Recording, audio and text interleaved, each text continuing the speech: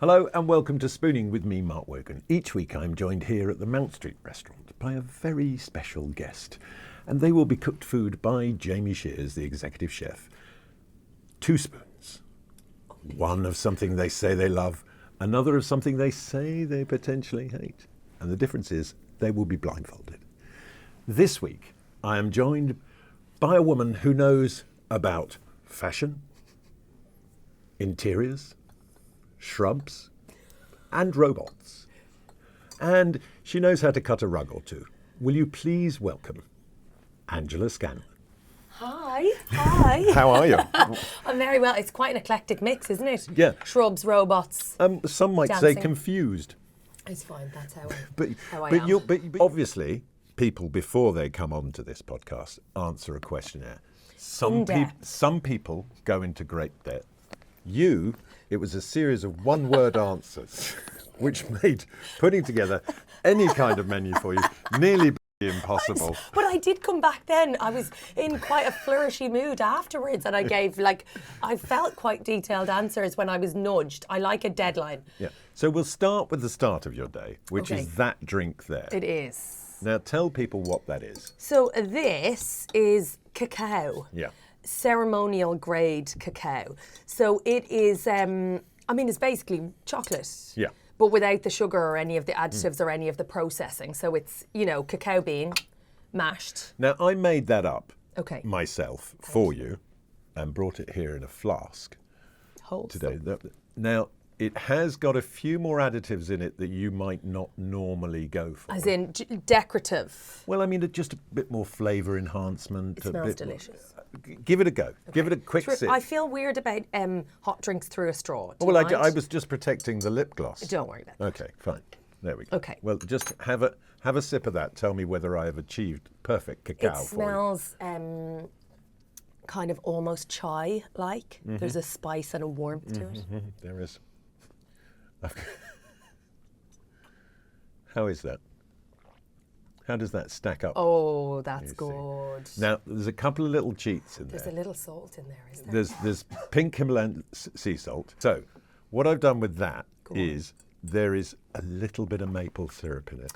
Fine. Because I just felt it was a tad on the bitter side without Well, you it. see, some of the purists will say that having it bitter teaches you how to embrace the bitterness of life. Okay. But hold on. But you a don't second. want bitterness every day of your life, let's be honest. Why do you start So with that? I start with it. It became kind of a ritual during lockdown for me. So on a physiological, practical level, it's, it was known as the food of the gods. So it's very good. It's high in magnesium, it's theobromine. I hope I said that right. So lots of really good minerals and compounds in there. And it's supposed to literally open your heart. So on a physical level, everything kind of pumps a bit harder. And I maybe should be drinking more of it. But there we go. Man of my age need all the help I can get. Exactly. On a spiritual level, it's supposed to open your stone cold heart. And do you find that? Do you wake with a heart of stone, and by the time you've drunk that, you embrace your loving family, melt. you look at them, you say, I'm so lucky to have you all, as opposed to you can all sod off. Yeah, totally. It definitely, it's delicious, right? There's worse ways to start the day. But also it doesn't give you, I'm quite sensitive, so if I have, a hard shot of coffee in the morning, I'm high as a kite and then I crash. Yeah. Early on, this doesn't crash me. And also, it's just an excuse. Lovely. Now, one thing we do share is our rigorous use of gratitude lists. Yes, I love a list. I do it every morning. Yeah. I do it In every here morning. or there? No, I write it. You write And I have about 4 different people I send it to. Do you? And they send me theirs. Oh my God, I love that. And you, obviously, Joyrider, wrote a whole book on this subject. So it's obviously something you believe in. Yeah, big time. And what difference do you think that makes to your life or your day? I think it Obviously you went into great detail and explained it in the book, but if you, just for our listeners who haven't read it, and I think it just shifts your perspective. And it's all about perception. So like the same thing will happen to two people and they view it in very different ways. So I think if you can kind of train your mind and yourself to find the good in any situation. So, you know, I think sometimes it requires you to make lists, to share those lists, be accountable for that kind of practice, if you like. And then it becomes quite a natural thing where you realise that most situations there can be something good, whether that's a lesson or a, you know, route to something else. Now, having been raised personally as an Irish Catholic, where you get what can only be described as the gift of an overdeveloped sense of sin. Yeah. How did you shake it? Well, I shook it by essentially sinning regularly for most of my teens and early 20s. Well, from a therapist's point of view, that's the best way to get over something you're afraid of. Well, but what I'm getting at is I've then, as I've got older, have come round to what could be described as a more spiritual way of living, but not with a heavy religious bent to it. Yes. Would you say you're in the same sort of camp now? I would say so. It's funny. I got married in a field, and it was a religious ceremony. Did you have? Were you short of budget for the wedding? No, it What was in a woods. I mean, I wish it was an open. I wish it saved me some cash. Sure, go get married in that field over there. You'll be fine. But I remember at the time going, no, I don't want to do a Catholic ceremony. And then I thought, if I die in the morning... You see, it's always there. It's always Literally there. 24/7. You can't get it. It's that Can't thing. shake that. Well, it's that thing. Where it hits me is when something goes wrong. Yeah. It's like, what did I do wrong to deserve this? Oh, do you see? I don't think like that. But I do think if I die, nobody does a funeral like an Irish Catholic. No. There is And that. like I feel quite romantic about funerals. You know, wakes. I was in the bed with my granny when she was dead. What? We put Sorry. We can't gloss over that. As a kid, I was a kid. So what? You climbed into bed with your dead grandmother? Yeah. Yeah. That, I mean, look. I mean, the Irish Catholics have a Special. an approach which is an open coffin that everybody walks past. But getting into bed with her. Well, I think if you die at home, you know, and it wasn't a suspicious death, they would keep you at home to wake you. Sorry, it's not a funny story, Mark.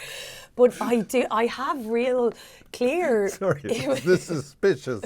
No, because otherwise... Is there anything suspicious about that? No, we're fine. Carry on. Leave her in the bed. But honestly, there's something like so... I was going to say wholesome is not quite the right word, but it feels... Weird, potentially? I mean... I suppose other people find it weird. I felt it was a very comforting thing. Like, I just think if you lose somebody close to you and poof, they're gone and you never see them again. Like, I've with any family member that I've, like, lost, we've always had that moment at the coffin or, you know, where you're able to chat with them and, you know, touch them and put little notes in their pocket and, you know, buns. Buns. Okay. My granny loved a bun. The other granny.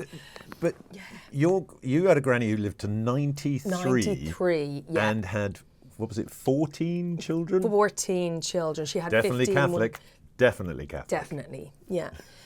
Yeah, 14 children. So, like me, do you have endless cousins scattered all over the place? Yes, although I think a lot of my my dad's family didn't have very big families because I think they maybe felt, you know what, we did that one once. Yeah. And so a lot of them chose not to have children. I only did the bold thing a couple of times. Yeah, exactly. Well, my father did the bold thing 4 times. So we've the biggest family of our, like, of all the 14. Yeah, because my dad's family, small, only him and his brother. Okay, which was very small for the time. And mum's family, 8. Okay, yeah. So on mum's side, I've got 21 first cousins. Nice count. Yeah. Who are scattered all over the world. Okay. And range from urban Irish people to, quite frankly, muck savages. Okay. But What? Well- And where do the muck sandwiches live? I couldn't possibly say, because that would single them out. But look, they're all lovely people, but they are dyed-in-the-wool Irish country people. Yeah. And So am I, Mark. when you started out, spreading your wings as a younger person Yes. than we both are today, your initial dream was to be a sort of thriving business person, Yes. wasn't it? Yeah. With your hair, driving around in a turquoise convertible with your hair blowing in the wind. It was or your wind blowing in your hair. wind blowing in. Yeah, both at the same time. If you're in a convertible, nobody knows. That's what too much cacao will do to you. Yeah, it was very specific. I knew from really early on that I didn't want to work for anybody else. I kind of felt in my bones I was unemployable, and so I wanted to do my own thing. And then I watched Baby Boom with Diane Keaton, and I thought, oh yeah, she's an absolute baller. And so in my mind, I was going to set up a fashion empire. It's all very grandiose dreams, and then I haven't got the convertible yet. But you did carve out quite a good career in fashion. I mean, you started off, I did. Let's be honest, you went into charity shops, bought crap, and then sold it to other people. Sometimes at an 18x margin. Yeah. Stick that in your pipe and smoke Exactly. it. And don't look down your nose when you're talking about my charity shop. Fines. But you then went travelling. Yeah. You went all around the world. You had all sorts of different jobs. Yeah. One of which was waitress, which Oh, I I don't was a think you were dire particularly good waitress. at, were you? I was desperate. So I went to New York and I worked for a number of months, and I found a job. I could not find a job anywhere. And I eventually was walking down Times Square, and there was a bar called Tonic, and a man, oh my God, his name has just gone out of my head. A nameless individual Yes, somewhere in from New York. Galway. From Galway. Pat. Pat Was his name. I mean, Jesus. Yeah. You could have plucked that one out from anywhere. But I got chatting to him, and I said, I'm looking for a job. Anyway, he gave me a job hosting at this bar. I was then moved on to Rosie O'Grady's. So this was fine. I was well able to do the welcome, how many people sit down, yada, yada. I was then promoted to be a waitress in Rosie O'Grady's. Not the famous Rosie O'Grady's on 5th Avenue, 1 and 46th. So Rosie O'Grady's is an Irish bar. It was a real spot, Theatreland spot, but a very famous Irish pub.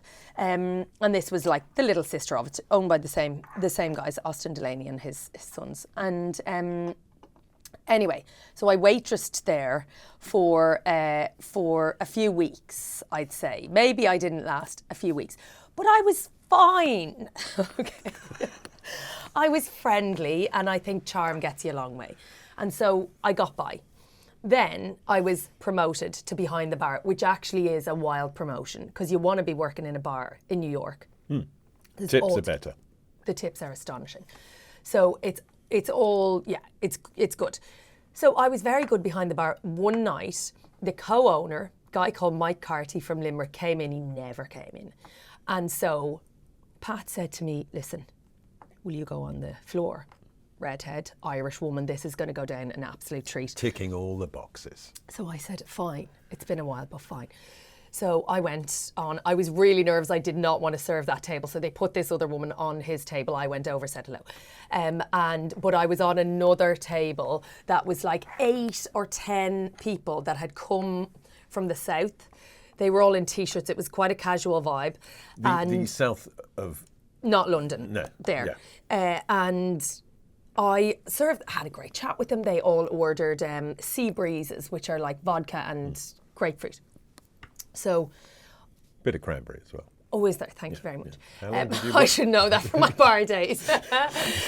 We pre-mixed, okay, it was busy. So anyway, I took the tray, and it was like one of the big ass trays, right? And it had pints of water, because they love a bit of hydration, Oh, okay? yeah, no. But also, like the theme seems to be that you fill the entire glass with ice, Yep. put a dribble of liquid over it and serve that as a drink. So there's very little actual drink in it. It's just all ice. Anyway, so I have the tray with multiple glasses of water and multiple sea breezes. So she arrives at the table. How are you? Who's for the sea? Yes, you over there. So I take the sea breeze very, very carefully and I place it. And I'm looking for the spot where I put it. And I'm so proud that I haven't spilt it all over the place. And I forget that I'm holding a tray in this hand. And literally the entire tray with all of the drinks spills all over the lad whose birthday it is. And I mean, it was a clatter. There was glass, there was ice. It was chaos. And I was so mortified. They kind of styled it out. We got him a T-shirt. He was very gracious about it, it seemed. I was like, don't worry about it. It's absolutely fine. Accidents happen. I was mortified. And then they ordered their starters and their main courses. It was a steakhouse and they were quite hefty priced steaks. And so they ordered all of the steaks and then they had their starters and the steaks had all gone on to cook and they got up and they left. They were Revenge. like, I'm really sorry, but we are not tolerating So this. that spelt the end of your career in hospitality. Yeah. Some would say it was a loss. Well, maybe not. And then you returned home, Yes. started your little My little stall. buying the clothes of the recently departed and selling them at a premium to other people. So, and then I thought, you know what, I'm going to open up a boutique and a number of boutiques have my own brand, yada, yada, yada. I worked in a boutique and thought, No, not for you. not for me. Was that because of your previous experience with interacting with the general public? Or was it that thing of like, I know you want to buy that, but it really doesn't suit It you? was actually the opposite. Oh no, that was exactly that. What makes you think you can wear that? Yeah. But also then the feeling that I was supposed to be selling to them when I was going, you know, my face doesn't lie very well. Yep. So I thought, I don't know if I really want to do this. Also, in my head, fashion was fast-paced and ever-changing. And then you realise you're in a boutique looking at the same dress for 5 months until it then goes on the sale rail for another 5 months. So it didn't feel as thrilling as it did in my head. So then you somehow started, how did you manage to end up writing about fashion? Well, I heard about a thing called a blog, which was called a weblog at the time. exactly. No, I literally, We all remember those days. oh yeah, the good old days. I could not attach a photograph to an email, but I decided to go to an internet cafe and set up a blog.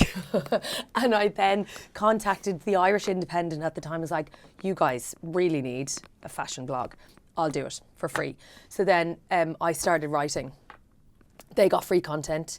I got the, value of a national title behind me. And so I started working and pitching to lots of different magazines and papers writing about fashion. And that was quite, you wrote for all the big magazines, yeah, didn't you? yeah. As a fashion expert. Well, yeah. No, but fashion is still a great passion of yours. Totally, I love it. And then somehow you managed to translate, we're jumping around a bit here, Yeah. but somehow you managed to translate that into interiors Yes. and then gardens. And they, that was a good What is your bit experience after. of gardens? Absolutely zilch. Okay. I'm good with the cheese plant, anything else, dead. I mean, I can't make anything grow. No. Really? No. It doesn't interest me. Yeah, okay. Really? Susan loves a garden, loves making things grow. Okay. I just want to sit in it Fine. and That's a good balance. probably smoke Fine. for now until I You get could grow tutted that as at too well. much and then I'll have to stop. So this career, this media career starts developing and then Yeah. you start getting TV work off the back of I it love the as way you well. say that. It's just started. Yeah, no, I mean, look, you're a solid 20-year overnight success. Yeah, exactly. Exactly. But yeah, I just pitched all the time But you to magazines you strike me as someone who's not afraid to put herself out there. Yeah, I'm not, I suppose. And how do you deal with rejection? Because you would have been, I mean, what a lot of people don't understand is they see you Yeah. now with the career that you have and all that kind of thing, but the amount of rejection that you have to go through to get there is quite significant. Yeah, and still, I think that's always part of the gig. And maybe, in a way, all of my, because I was freelance for so long, and, even standing at my stall, someone would come and look and leave. Yeah. Like, that's kind of it's mini hurtful. rejections all the time, What didn't you like about that? What's your problem? The woman was lovely when she was alive. But yeah, I think I just became used to it maybe. And I am quite a sensitive soul, but I was able somehow to separate that. So I don't know. I think I probably have, I don't know whether I have the illusion of a thick skin, whether I convince myself a little bit as well that I'm tough as nails and actually I'm very sensitive and things land deeply with me. But you have had moments of fragility in life as you've grown up and struggled and all that kind of stuff. Yeah. Do you think it's that thing of where you've got, I think, is it the George Clooney line where he says, I've never learned anything from my successes? Yeah. I think that's absolutely true. But I was going to say I oscillate between like wild self-doubt and then grandiose notions about myself. So there's very little middle ground. I'm trying to we're all allowed dreams. We're all allowed dreams. Not all of them come true, but you're allowed them. You reach for them. Yeah. Reach for the stars. You'll land on the moon, So I do think there's something about like going for it and not being afraid of the failure. And I think I was for a very long time. I have very perfectionist tendencies. I have an idea of where I get to, but no clue about how to kind of start or the length of time it takes to get there. So I will often stop before I even get going. But are you able to stop, look back and go, I've done all right? Or is it still, I've got more to do? I've got to keep going. I think I've definitely got more to do. I feel like I'm only getting going. Yeah. But I think is from a healthier place than it might have been before. Because I think the problem is if you're constantly striving and never stopping to look around, what's the point? You get to the milestones and it's pretty empty anyway. So I think I'm trying and have learned to be a bit more firm with myself to go, no, you're not going to shit all over this. Now, you also, it appears, like to present yourself with what would be deemed as ridiculous challenges as well, because you've got 2 young kids. I do. What is it now? 2 and 6. 2 and 6. Okay. Yeah. And whilst the youngest was still quite young, you decided to go on Strictly. I know. I did chat to Vernon Kay one night in the green room and he was like, you could have waited a couple of years. Yeah, she was 18 months. Which is, I mean, anyone who's had a kid will know that the trenches. That's it's not easy. It's not easy. As as we talked before, my parenting book, from my personal perspective, would be entitled "It's Until They're 3," because I was not the primary carer. That was Susan and that kind of thing. And we're simpler. Men are stupid. What we need is that little thing. So I believe, very subtly thrown in there. But what, I need that little thing to turn around and go, I love you. Yeah. And then I'll buy in. Yeah. That may display me as a deeply shallow individual. No, I get it. You want a bit of feedback. I think you don't get much of that feedback when they're tiny. Poo, feed, cry. It's a sleep. very thankless gig. And you struggled with it in the first part of that as a parent, which I think a lot of women do. It's difficult, and there's that terrible thing where you don't feel like you can admit you're struggling, which then exacerbates the problem. Totally, because it's running around in your head and you think it's, just you. I think by saying it out loud or writing it down or whatever, it kind of takes a bit of the intensity away from it. But I mean, Susan experienced the same thing when Harry was born, and I was noticing it and seeing it, and I don't know if your husband saw the same thing.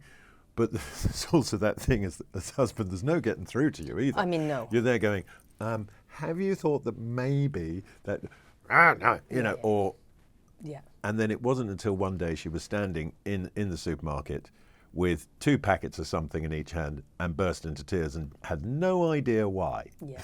I remember bursting into tears because we had no flax seeds.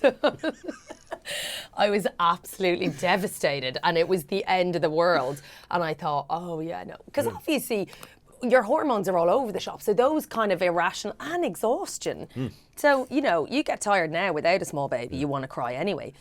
So a lot of it is normal. And then, you know, it's less normal. And I think it's when you realise, oh yeah, this feels, you know, a little scary, or that you don't feel enough of what you're supposed to be feeling. You're just kind of slightly, I just felt anxious all the time. I should be more, this is supposed to be wonderful, and parts of it aren't. It is. Survival. Early parenting is a very bittersweet experience. In fact, you might argue all of parenting is a very bittersweet experience. You know, one of the joys I have now is Harry is now 17, and I get to sleep again. Yeah. You know, full night. A full night's sleep, which is. So it's that thing. I think sometimes the sleep for me was the thing. The not knowing. We suddenly, like as humans, I think we like certainty, which is bizarre because obviously we get none of it that ever brings us anywhere. back to the subject of spirituality. I had a great quote the other week. Hit me. What is the opposite of faith? The opposite of faith? Yeah, certainty. We all try and live in certainty, and it's a pointless exercise because nothing is certain. Yeah. You know, so you might as well just sit there and go, oh, I'm just going to do my best and see what happens. Yeah. Yeah. You know, and that's where you've got to simplify it through. Yeah. So I'm using that as a ridiculous segue back to Strictly. Yes. Because you stepped into that with, I mean, you weren't a stage school kid. You didn't have any of that kind of background and all that thing. And I would like to go on record as saying you was robbed in week 6. Thank you. You was robbed. Thank you. Can you No, actually? it was week. What was it? Week 10. It was week 10. Week 10. Sorry, you was robbed in week 10. I was just wondering, can you actually listen to any Gloria Gaynor? I cannot. I have not been able to watch that final dance. Recently, I was in a car on the way up to Bristol, and I, for the very first time, watched my dances. And I was pleasantly surprised. So my wife spent years as a professional dancer and was adamant that you were robbed on that week. Okay, yeah. You know, the judges went, for whatever reason, it should have been yours.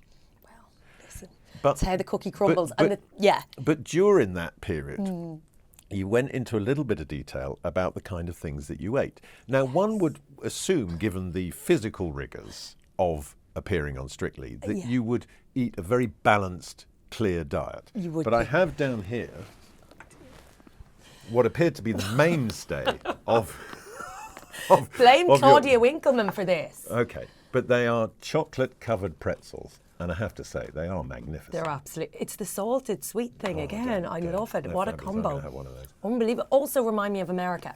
Can't get them everywhere. Now, what a lot of people don't realise about Claudia is she has the most chronic sweet tooth of any human being walking this earth. If you ever go to her house, she has a double cupboard dedicated to all things sugar. And you go, I mean, when I'm around a bit of sugar, I'm like a Labrador. Same. If you put it in front of it, it's gone. Yeah. I'm like, how do you not eat the cupboard? And he's going with the principle there's too much to finish. And that's possibly a good move. I think it's too risky. It would bore a hole in your head, would it? Yeah. You'd be up in bed going, my whoop says I'm in REM, but I... Within a month, I'll have put on so much weight you'd need a bicycle to get on my good side. But those are magnificent. So this was show day fodder. Along with, I have something else what down else here. have we got? No, don't worry. Which is a weird combination. I wouldn't necessarily say together. With seaweed. I love these though. Now, I'm not going to eat it because it will go in my teeth. But it's like a I think it's like a sort of piece. Napkin. Well, no, it's like a sort of crappy piece of paper. Have you eaten it? Yes, I don't mind if it's wrapped around some sushi rice with something, but I don't want to eat it on its own. Oh no, it's delicious. It's a joyless thing. Is this one salted? Yeah. Lightly. Yeah, that's your one now. You've eaten it. Pop that over there for later. But it is. Hold on, I'm going to eat some of these seaweed now. Yeah, it's like eating paper. Is it not just like eating salt? I mean, you could obviously lick a lamp, but it's not as socially Yeah, acceptable. because you put one of your favourite ingredients is salt. I love salt so much. What do you love so much about salt salt? was vilified for so many years because they said it would like give us heart disease and stuff. But I think that was the weird table salt that you'd kill worms with or slugs with. But actually, as you say, Himalayan salt or Cornish sea salt or like salt Proper from... salt. Mm-hmm. I love it so I mean, but there's all of that. I love all the way all those myths have been dispelled. Have you ever read that Tim Spector book, Spoon-Fed? I haven't read it, but I do like All Tim of those, Spector. all the of those good myths. stuff, right? Yeah, all the gut stuff. But all of those are great. Like breakfast is the most important meal of the day. No, it's not. I know. It's a marketing thing, right? Yeah. Yeah. Like, wash your hair once and then do it again was a slogan of some, Pantene. I mean, but however, It's nice to wash twice. Nice to wash twice, and you have been the face of hair products. This is true, yeah. So not all hair products are telling lies, particularly the ones that you've been the face Absolutely, of. absolutely. Because they keep that radiant colour that you have. What did you That's call it? natural, right? Yeah. Yeah. But it gives it a glowy sheen. But we won't mention We've got the all name. the lines, Mark. Yeah. Should I Now, this put that on. Okay. Right, I'm going to move a couple of things out of the way here, as I'm going to slide in your first. Okay. I can't remember on my very brief sheet of paper what I put. Did you make it from the very first questionnaire, or I feel like I got really chatty in the second one? Right, I'm just going to. Oh, I'm not. little You, bit of so that. you feed this to me, do you? I do. Oh God, it's very Right. strange not knowing what's about to happen. Right, open wide. I don't know if I want Here to. it comes. Open wide. Okay, I don't know. I don't Come know. on, I have on. white jeans on. It Well, stinks. What do you mean, it stinks? Get your mouth over here. Come on. Oh. Hold on a second. Calm yourself, compose yourself. It's not going down. Is it not going down? Come on. Come on. Describe the flavours. Describe the. No. Wrong. You see, this is what happens when you don't give a my full God. set of answers. We Absolutely maybe get some things wrong. That's all I'm saying. Jesus Christ. Tell me what you've eaten there. Do you have any idea what you've Yeah. eaten there? Crab, Yeah. shrimp. Crab and shrimp, mayonnaise. It's cold. It's too cold. It was like on ice, but not ice. Right. Very. Sorry. Oh my God! Sorry, you just have visions of that coming back up and it being worse the second time round. Would you like a little glass I'd of like water? anything that There makes you me go. There's forget that. You can take your blindfold off now. Oh, can I? If you like. Okay. You don't have to keep that on. Oh my God! What just But happened? you were very brave. You didn't spit it out. What was it? So that was sweet corn sorbet. You you disgusting. What? Well, it's melted a little because we talked for too long. Oh my God! I But, was but so I'm going to puzzled. move that out of the way because that, quite frankly, looks revolting. But it had that in it, which you've said you ate too No, much I of. had crab. There was crab there. There's crab there. You combined them. Yeah, sweet corn sorbet and crab, delicious. What a fabulous combination. Because you can't do sweet corn. Tin sweet corn. Why is that? Tell us why. I was a very picky eater as a kid, so if I wasn't eating bowls, I'm putting that. Please. I'm putting that crab away because I can smell it Trauma. now as well. if I wasn't eating cubes of raw jelly, I was eating sweet corn, like out of the tin, in bowls, on anything I could get it on. Why? I don't know. It felt safe. But you don't like tuna either, do you? So there's been a bit of a U-turn on tuna. Oh, has there? For a similar reason. I ate tin tuna quite a bit. Tuna sweet corn sandwiches? Combo, yeah, maybe melt with the cheddar, Yeah, very nice. right? Oh, it's a great sandwich. Fine. So I did that for a while, and then, sorry, I actually am traumatized from that thing. It's the coolness of it. Here. It's like, And you've had an interesting relationship with food Yes. over your life. You've That's struggled. one way of putting it. Yeah, but you know, at some point you struggled. You Yeah. struggled, and you overcame that. Yeah. And then, So he's dancing around the fact that I had an eating disorder for 15 years. Yeah. So, yeah, like uncomfortable, complicated relationship with my body and food. Yeah. and what was the key turning point in that for you?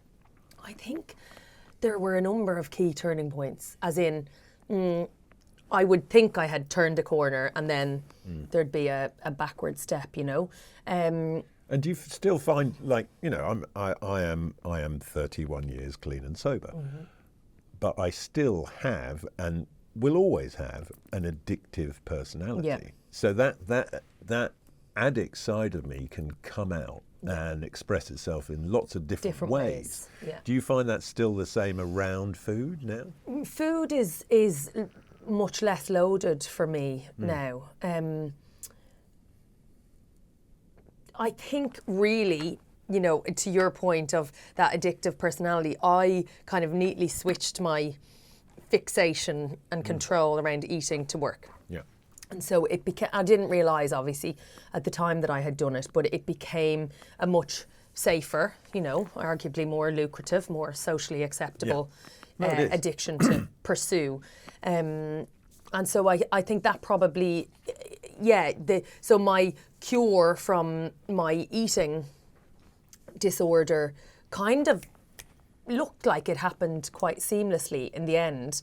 But yeah, that work addiction took longer to tackle. Yeah, really. I mean, it is a funny one because I don't know, the more sort of progress I personally make around it, and I believe we're all a work in progress till the day we die. And I think the minute you think, don't worry, I got this, you know, it sort of falls away. But I'm better at recognising it now. Same. when it crops up, and unfortunately that comes with age. Yeah. But I also think it's a quite a comforting thing. Like before, if it kind of reared its head, I was really frightened of it. I'd think, oh my God, this is about to, you know, take over again. Whereas now I kind of welcome it as a, you know, friendly reminder that something else is not being looked after. And then you went through a period of vegetarianism. Yes. And when we spoke about this, one of the best comments ever you left on a voice note for me, which was like, obviously I lean more towards vegetables, but I love steak. Raw steak. Raw steak, which is, you know, I mean... She's a complicated woman. It's just there's many facets. Yeah. Many facets. Yeah, I remember reading a book about vegetarianism when I was in college and being so convinced. The author had said that we have molars rather than canines. We have a long intestine, not a short intestine. Therefore, you know, meat basically decomposes in your gut. And so it all made perfect sense to me that we should be chowing on vegetables. And so I did that. Sweet corn was a highlight. And then I realised actually it was possibly for me, certainly, just a different way of controlling something, of feeling safer. Because that is the thing with eating disorders. It's all around control. Exactly. And I suppose with any form of addiction, it's the illusion of control or trying to control your emotions. Yeah. In an unhealthy way. Yeah. Or trying to distract wildly from those emotions because just the not idea of engaging feeling them. with them. Yeah, exactly. Like, It's, I don't it's want too that. much. Yeah. But, you know, as we both experienced during our life, is like you push them down, and then they come around and bite you in the arse anyway. Literally. So you might as well just face them head on. And also, it's again our idea about those emotions, you know, whether they're in like the good column or the bad column, and you kind of try to avoid all of those ones. And I think I, you know, for a very long time tried to avoid fear and sorrow and all of the big, and anger being a big one, I think was very much and then kind exploding of suppressed. over not being able to find your keys. Exactly. Or for me, it was I never had that explosive moment. But they say anger turned My wife inwards would say is differently. depression. Yeah, I think turning down the volume on all of the bad ones means that you can't really access the good ones either. So you end up in this. Yeah, you just numb. Yeah. You basically disengage from all of the good stuff and the bad stuff. and therefore miss the joy that is available to you. Yeah, and I do think that kind of, you know, I have learned to embrace a bit more the highs and the lows rather than being like, this is the holy grail. Yeah. Being really frightened of the less shiny bits, you know. You're now on Virgin every weekend, Sunday. Saturday, Sunday, 7 till 10 a.m. Yep. And are you loving doing it? I'm loving it. I mean, let's be clear, it's not your first radio gig. No, but it feels like my first, you know, I've done a lot of depping and sitting in other people's chairs. Or graveyard shifts. And so, yeah, this feels, it feels different and it feels, yeah, I love it. I've always loved radio. Why do you love it? I love the intimacy of it and the immediacy of it. I think a lot of the time with telly, you have an idea. By the time it gets to air, you're kind of over it. You know, it's like 3 years. Are we still talking about this? But hold on. I mean, like you were saying about the dances. I mean, you don't strike me as someone who would sit there and watch themselves. Yeah. No. I don't. I find the people who do that quite strange. Do you? Yeah, it's a bit, I mean, look, sometimes people go, well, we watch the launch of your show, and you're like, there's nothing more uncomfortable in my life. But now I'm able to separate myself. I don't like quite watching these. You don't need to. Johnny makes me watch them. Does he? He goes, well, watch that one. I don't want to. What, like, is he giving you notes? He's giving me notes, and then we have to watch it to sort of put together sort of little sizzle reels and stuff like that. Yeah. And he makes me watch those. Well, my fear. And all I see is the hairline of a 54-year-old man. I think you've got fantastic hair. Listen, I take pills, I do everything to make sure that it doesn't fall out. Okay, well, it's hanging in there. Yeah, just about. It's going a bit grey, as my son keeps pointing out to me. That's fine. But you know, Sandy. we soldier on. We soldier on in the face of advancing years, which we also discussed, can be staved off merely by 20 squats every morning. And 20 press-ups. And 20 press-ups. Yeah. So I must put that on my list of things to do in the morning. Now, obviously, appearing on this, you have ticked off something from your bucket list. I understand that. But we do have one more spoon for you. Oh, yeah, of course. So it is time. But presumably that was hell, so this is going to be a nice one. Well, who knows? Who knows? See. Given your twist on things is questionable, so we'll see. Given how bad the answers to your questionnaire was, okay. I may have stitched you up twice. Okay. Oh, really? Honestly, it can't be worse than that. All right, here we go. You ready? I don't know. Can I observe it first? Where is it? Can I touch it? No, you can't touch it. Okay. You're not even supposed to smell it. I really feel uncomfortable now, given the last one. Trust me. Okay, if I get sick, my gag reflex is very powerful. Okay. That's not what I've heard. But okay, go. Take your hand away. Okay, go. There we go. Now, tell me. No. Chew it. It's worse. What is it? Oh, for Christ's sake, take your mask off. Hold on. Melba toast. Yeah. Well, not so bad now. I don't know why I was expecting something sweet. You're easing into it now? It's fish. No, it's not, you lunatic. Is it not? Okay, hang on. Wait. Take your mask off. It's what you said you loved. It's steak tartare. Of course it is.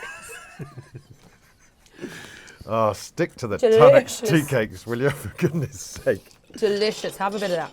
It is delicious. What, you mean you don't want the second spoon? Quite relishy as well. Yeah, you don't want the second spoon? No, you go for it. What are you saying? You're saying you Good. didn't enjoy it? No, it's all right. The toast threw me. I don't know why. Why would you put it on toast? How do you have your steak tartare? Straight down the hatch. Really? You don't like it with a little Melba toast? Or Oh, yeah, I suppose you do you? Or a little chicory leaf or something like that. something as a vehicle. You need a spoon, a vehicle. Yeah, because you don't want to just eat it. Yeah, that's true. You need a bit of texture. Contrast. That was your nice bloody It's spoon. delicious. Delighted I came. Look, Take it to I've got 3 more for you. I've got 3 more. 3 more what? Tunnock's tea cakes. Okay, I was like 3 more spoons. I'm out of here. Thank you again to Angela for taking part. And as we've said several times, you can hear her on Virgin Radio between 7 and 10 a.m. on the weekends, Saturday and Sunday. Wake up on the weekends. There we go. There we Better? go. Yeah, that was good. That was good that time. Yeah. Better. Thanks. Better. Huge thanks to Jamie Shears and the team here at the Mount Street restaurant for cooking what I thought was delicious food, but she thought was revolting. That's another thing altogether. We'll be back next week with another very special guest, and they will be taking on some spoons, and maybe they'll enjoy them, maybe they won't, but they'll be doing it blindfolded as ever. You can see us on YouTube, and wherever you get your podcasts from, we are available there. And if you feel so inclined, please subscribe and leave 5 stars. Nothing less. Nothing less. Do you hear me? 4 won't do. Don't bother your arse. No, exactly. Could we have that as a sort of strap line? 100%. Yeah. I think you should use it. Angela says, don't bother your arse unless... Unless it's 5-star, don't bother your arse. There we go. Lovely. I'm going to move on now. She's starting to get a little bit obstreperous and violent. It's a good word. Until next week, you people stay beautiful.